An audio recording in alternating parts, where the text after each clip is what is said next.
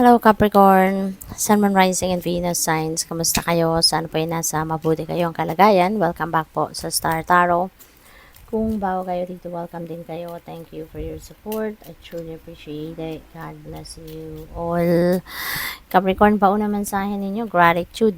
Ayan, so universal love shines through the miracles of life all around you. Napakaganda, 'di ba? Kaya ano tayo, may mga blessings na may mga miracles, may mga blessings na maparating sa inyo, Capricorn. And, ano yan, tawag dito, um, kaya patuloy tayo na magpasalamat. Matuto kayo na magpasalamat lagi, na mag-project kayo ng gratitude attitude, like kayong maging grateful sa lahat ng mga biyaya, no, na binibigay sa iyo ng Divine Universe. Kasi mas marami pang ibibigay sa iyo.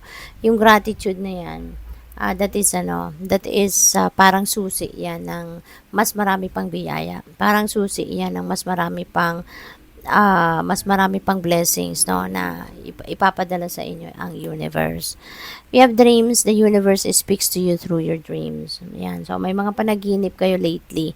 No, at ang mga panaginip na yan, um, yung mga panaginip na yan ay guidance para sa inyo. So, maaari din na nagdadasal kayo for guidance, kayo for enlightenment, for clarity, mga ganon. At dinadaan ng universe, no, ang sagot niya sa inyong mga panaginip. So, kailangan na, kayo, ang tawag dito, yung i-decode ninyo yung ibig sabihin ng mga panaginip ninyo. Kung ano yung mga elements, no, na nakikita ninyo sa inyong panaginip, make sure that dinidecode ninyo yan, i-google ninyo yan po, i-search ninyo kung ano yung dream meaning, no, na kung ano man elements na nakikita ninyo sa inyong panaginip. Let's say, for example, may nakita kayong butterfly, may nakita kayong specific kind of bird, or may nakita kayong kulay, no, na talagang striking. Ayun, sa panaginip niyo talagang dilat na dilat, no, yung kulay na yan. So, whatever that is, no, na kulay na yan, search niyo anong ibig sabihin ng kulay na yan, no, sa inyong panaginip. Because, yan ang guidance para sa inyo. Yan ang maaaring sagot, no, sa inyong, sa clarity na hinahanap ninyo, or sa confirmation na hinahanap ninyo, no. So, that is guidance for you. What else? We have abundance. Wow. So, gratitude, abundance, napakaganda, 'di ba? Kasi maaari talaga na maraming ibibigay sa iyo ng universe sa ngayon na biyaya, and that's gonna come in abundance, 'di ba? So maaring pera 'yan, no? Maaring pera, pwedeng love, pwedeng time, energy, it could be anything, no, na ipapadala sa iyo yung universe in abundance.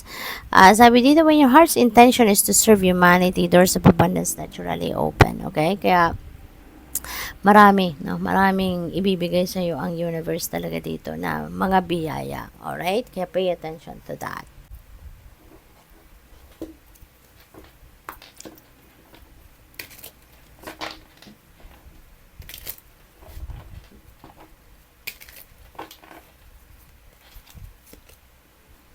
So, we have daydream. Ayan. So, siguro, Capricorn, ang iba sa inyo, nagde-daydreaming sa ngayon. Maybe you are envisioning the kind of life na gusto ninyo magkaroon, no? Kung kailan man, no? In a certain period of time. Ang maganda rito kasi daydreaming is also one way or one tool of manifestation. Kaya napaka-effective, no, ng magiging manifestation ninyo if isasama ninyo yung sarili ninyo doon sa kung ano man ang sitwasyon na ini-imagine ninyo. You know, kunyari, you are imagining na magkaroon ng sasakyan, 'di ba? Anong klaseng sasakyan, anong brand, yung mga ganon. At imagine ninyo na kayo yung nagda-drive noon at ini-enjoy ninyo yung pagda-drive ninyo ng sasakyan na yon, yung ganon, no? Para malakas yung energy, no, na ilalagay ninyo doon sa imagination ninyo, and one day, you will see na yun talaga ang mangyayari. At sabayan ninyo or samahan ninyo ng saya, samahan ninyo ng excitement, samahan ninyo ng kung ano man ang klaseng um, emotion or feelings ang mararamdaman ninyo habang ini-enjoy ninyo kung ano man yung ini-envision ninyo, no? So, para mas maging effective, no, yung ano na yan, yung manifestation tool na yan. If you have illness, ang iba sa inyo, mag-iingat po kayo. This is a reminder para sa iyo na alagaan ninyo ang inyong sarili, alagaan ninyo ang inyong kalusugan, kasi maaring iba sa inyo dito baka magkakaroon ng sipon, ubo, lagnat, mga ganon, trangkaso, something like that, or anything na physical discomfort. Kaya ngayon pa lang, kung hindi ganito ang inyong sitwasyon sa ngayon, that is a heads up para sa iyo na alagaan mo more, no? Take care, take extra care, no, sa inyong sarili para hindi kayo umabot sa ganitong sitwasyon na magkakasakit kayo. Okay? Kasi baka sobrang sipag ninyo, 'di ba? Sobrang trabaho ninyo, hindi nyo na naaalagaan ang inyong katawan. We have gift. Ayan. So, may mga regalo, souvenirs, na pwedeng dumating sa inyo. Pwedeng pwedeng, tawag dito, pwedeng material, no, na regalo ito. 'Di ba? Tangible gift ang pwedeng matanggap ninyo, ma-receive ninyo around this time. Or pwede rin naman na this is pwede rin naman na this is non-tangible gift, no? Pwedeng pwedeng promotion, pwedeng opportunity, no? Pwedeng lucrative offer, no? Na kung ano man. So pwedeng gano'n na matanggap ninyo rito, okay? Pwede rin pera, pwedeng alahas, diba? So depende sa inyong sitwasyon at okasyon. We have bully, ayan. So baka merong nambubuli sa inyo, Capricorn. Maaaring merong nang-chichismis sa'yo, baka merong nangiimbara sa'yo, yung ganon, ano. They don't know what they are doing, no, Capricorn. For sure, they don't know what they are doing. Kasi kung alam nila na ano man ang ginagawa nilang maganda or hindi maganda, ibabalik sa kanila, 'di ba? So, hindi sana sila mambubuli. 'Di ba? Gagawa nila 'to ng ibang paraan para ma-call out ka, 'di ba? At hindi yung i-chismis ka, hindi yung sisiraan ka, hindi yung gagawa ka ng fake news, hindi yung i-embarrass ka. Kaya ipagdasal mo na lang mga taong ito, no? Ipagdasal mo. And choose your battles. If you feel like, no, sa sitwasyon na to, kailangan mo nang harapin ng mga taong ito, kailangan kumprontahin, kailangan kausapin, then bahala kayo, depende sa inyong sitwasyon yan. And use your own judgment and discernment. Okay? Pwede rin naman ninyo itong ireklamo sa employer ninyo. Diba? Pwede ninyo itong, di ba ngayon, yung mga marites, pwede nang kasuhan. Diba? Parang may nabasa ako, sa social media or sa news, para narinig ko yata yon na pwede na pala yun, lalo na sa workplace, no?